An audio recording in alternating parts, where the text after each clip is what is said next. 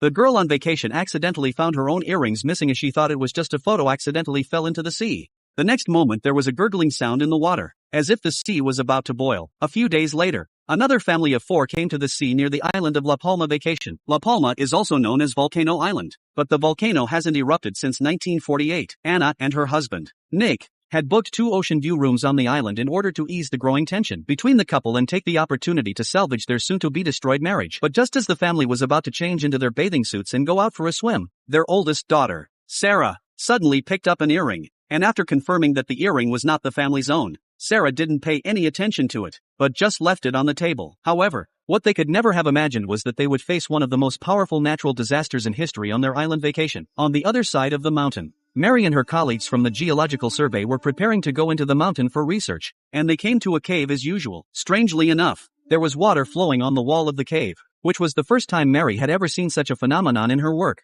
so she hurriedly took out a container to collect some samples. On the side of the cave, Brother Beard also noticed something strange. There were many dead bats on the ground. After taking measurements, they found that the carbon dioxide concentration in the cave was high, and even more shocking to the two of them was the appearance of a huge crack in the ceiling. At the same time, the director of the Geological Survey saw a newspaper in his office. The police found a speedboat in the southeastern waters of the island of La Palma. All the tourists on board have been killed and the case is still under investigation. The director was instantly alarmed by the news. Soon Mary and her colleagues approached the chief and told him what they had found. After further tests, they found high levels of carbon dioxide and sulfur dioxide in the air of the caves. The first time this had ever been found. The rainy season on the island is now getting longer and heavier, and the large amount of water is causing the resistance between the rock layers to decrease, causing unprecedented cracks in the caves, which could lead to earthquakes or landslides. But the director doesn't think so. He tells him, however, the director disagreed and told the two men that the movement of the mountain was normal. After all, they hadn't detected any poisonous gases in the cave,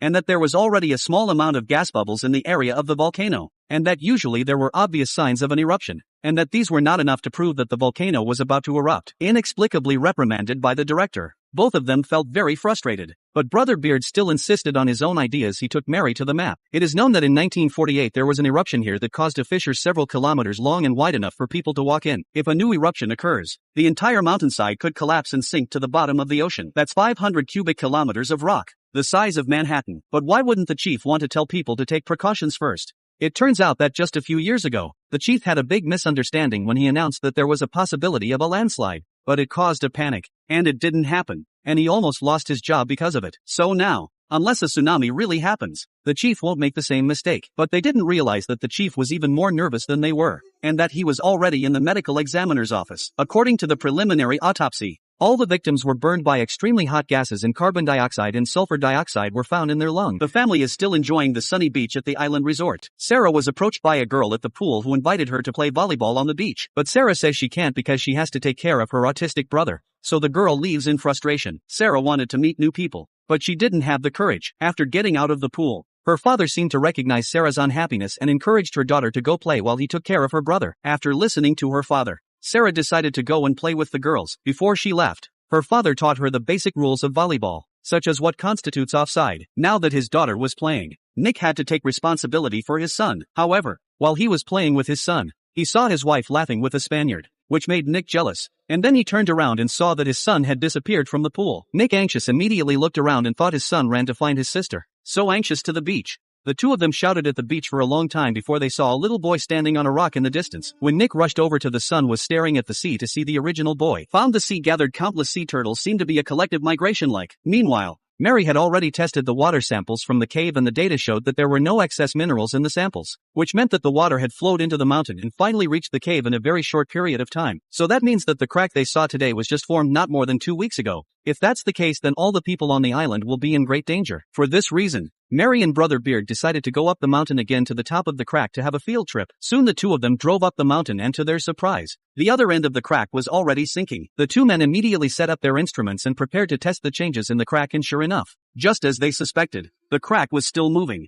though not by much. But if it continued like this, something big would happen sooner or later. On the other side of the Geological Survey, the staff also noticed an anomaly. The gas level on the mountain was rising, a precursor to an earthquake. The director immediately ordered the National Guard to evacuate the tourists. At that moment, Mary called, and when she heard that they were still on the mountain, the director anxiously asked the two men to drop their instruments and quickly go down the mountain. But it was already too late. because the disaster was about to erupt. Rose from the crack and the two of them got up and ran down the mountain. When Mary woke up again, she found herself in a hospital bed. The director told her that Brother Beard was deeply poisoned and was still in a coma. The volcano erupted a large amount of toxic gases, but fortunately there were no casualties. But the director knew that once the toxic gases began to erupt, the next step would be to spew out ash and even lava if a tsunami occurred. It would affect millions of people around the world. If a tsunami were to occur, it would affect millions of people around the world, and it would reach every continent, especially island nations like Japan, which could be submerged under the sea. Evacuation alone could cost billions of dollars, cause panic, and kill people. So the director will have to wait until he has more evidence and data. But Mary couldn't wait any longer. She advised the director to take action immediately or else there would be even more irreversible damage. The chief had no choice but to go with her to the city hall and report the situation to the mayor. But the mayor reacted in the same way as the commissioner. If they were not 100% sure, they would lose their jobs if there was another incident. The mayor decided to wait a little longer, despite their efforts to explain the situation. On the other hand, the husband and wife were arguing about their son.